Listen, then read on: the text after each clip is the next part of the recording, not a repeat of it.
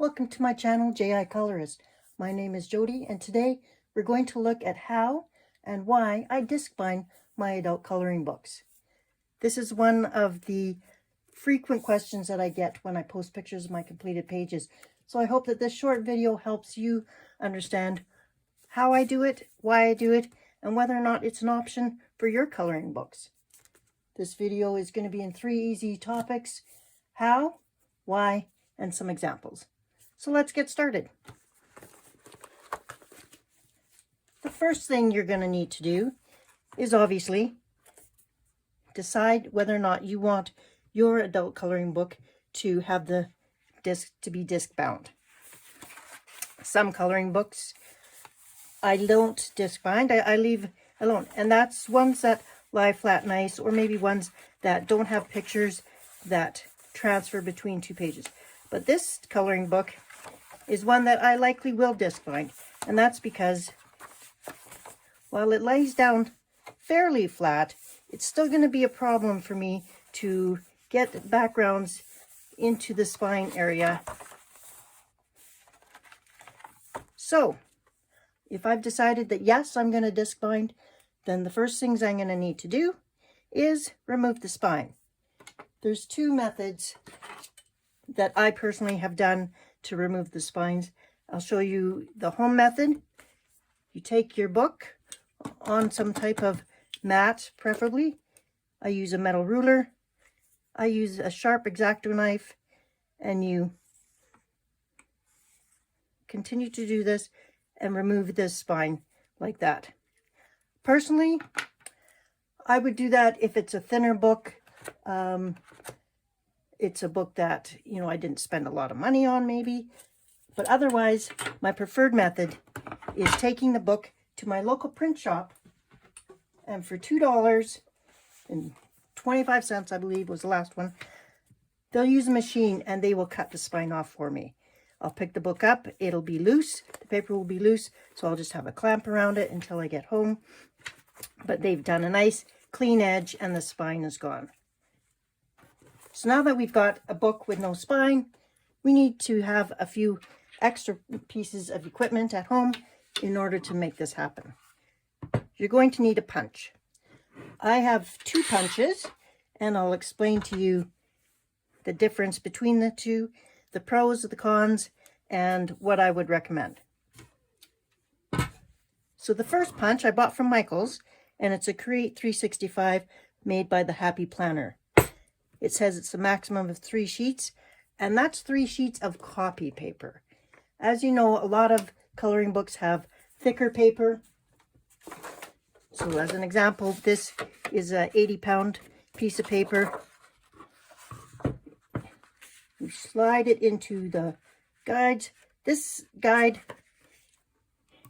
there's little lines along here. Slide it in, line it up, and push down. It then makes these slotted holes along your paper. The problem I had with this guy is that it says a maximum of 3 sheets. I couldn't do 3 sheets. I could do 2 sheets at a time.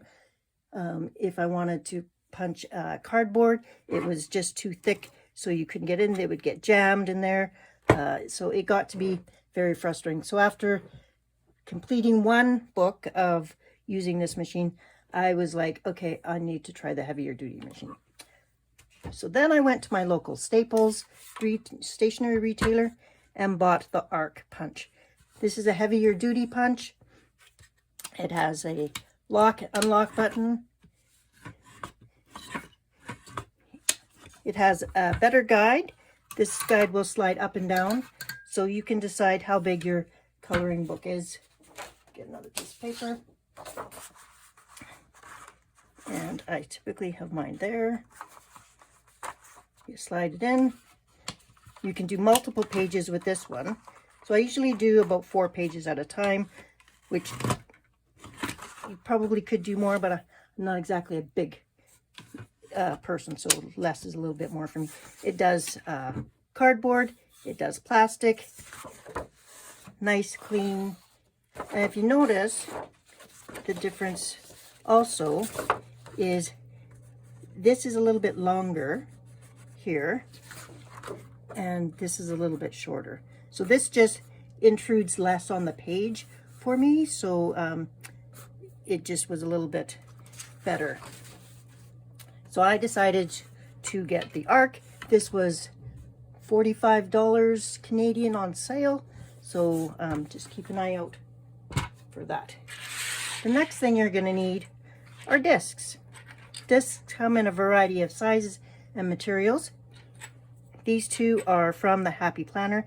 They are metal, and they are a little bit larger, and they're quite expensive. So these I have used because I bought them, but these aren't the ones that I typically recommend. These two sizes are plastic. This size is the most used in my books. And as long as your disc fits the width of your book and you're able to open the book and lie it flat with not a huge gap, then that's the right size disc for you. So I'll show you that. That's a sample of the small size. You can get these on Amazon, 100 for $15. This is an example of the larger disc size. The larger the disc size, if it's a big book, then you won't need to worry about the gap because it'll have filled up. But this is quite a big gap. So at some point I'll probably change out the discs on this book to a smaller size. Because when you're doing a double page, example, this is a double page, there's a bit too much of a gap for me. So that's the difference between the sizes and the material. This is the medium size, and I do have a book filled with that. I have my swatch book filled with that. The nice thing is if this gets too full, I can upgrade by pulling these discs off and switch up. So now that you know you need your coloring book, you need a disc punch, and you need the discs, let's discuss why I would want to do this. And I'll do that by showing you some examples in my coloring book.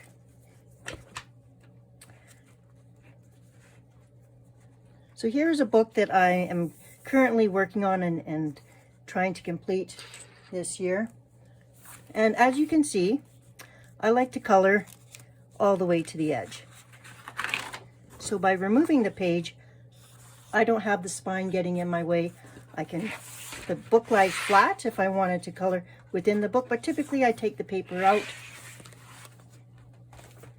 I put a piece of paper underneath to cushion it, because you still have bumps on your desktop, so you still want to have paper underneath to cushion it. But then I'm able to do some pastel and not get pastel on the pages underneath. I'm able to do from corner to corner everything on the page. You can then actually, when I am doing pastels, I take my book outside or my page outside on a mat. I spray it with fixative, leave it outside while it's airing, and then I bring it back in. And you haven't then got fixative sprayed all over pages that didn't need fixative, or on the cover or everything else. It just keeps everything a lot cleaner. So I'm done with that page. I've sprayed it with fixative.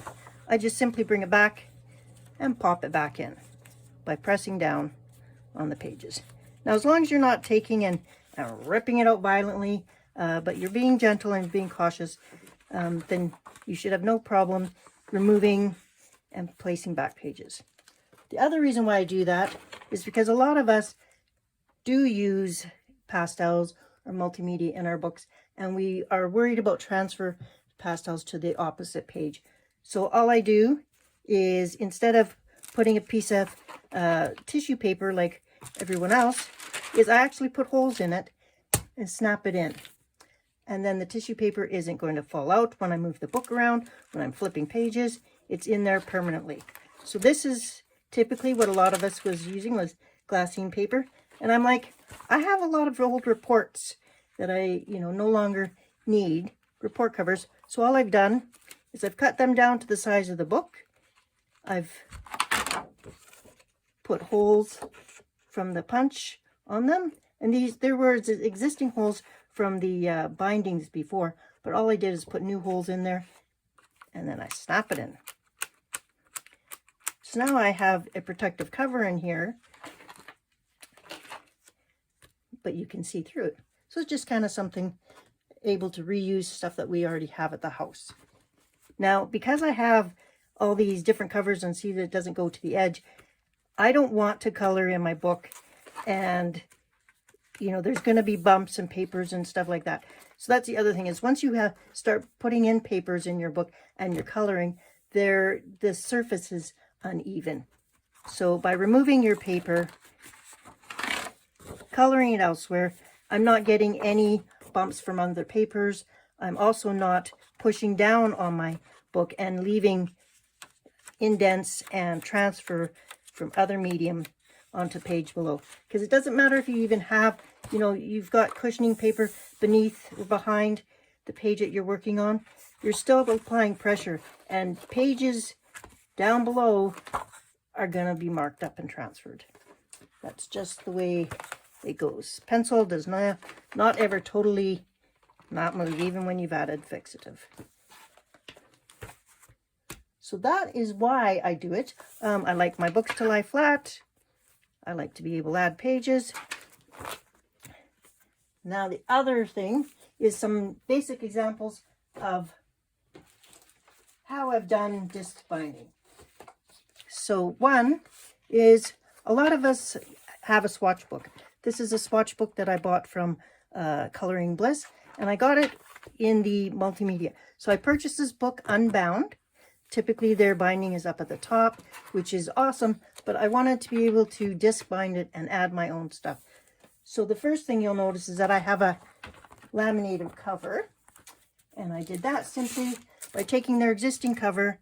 I bought some self-adhesive laminating sheets from the dollar store, or the $2.50 store, and simply stuck their cover in between it, and now I have a laminated cover. Easily still punched with the heavy-duty punch, and that's not a problem. This is the only book where I have actually used the medium-sized disc, and as it gets full, I still have room to upgrade. So as you can also notice, I got it with the multiple paper types.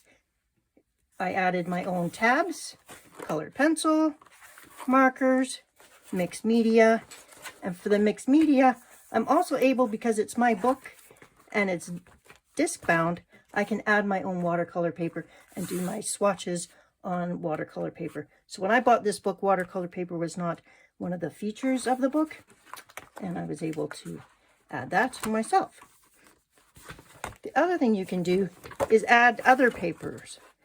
So it came with its own swatch sheet, or you printed the swatch sheet from the company's website.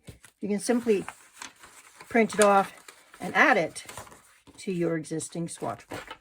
So it just allows you to use what you are already going to use and create and make it a little bit more custom, and it really works well for me. The other thing that a lot of us do is we print off pages and we're left with, gee, what am I going to do with my finished pages? So I just created a little book called Finished, and it doesn't matter what kind of paper I've printed it on. I can just hole punch it and in it goes. And then I have a little place to put my finished pages.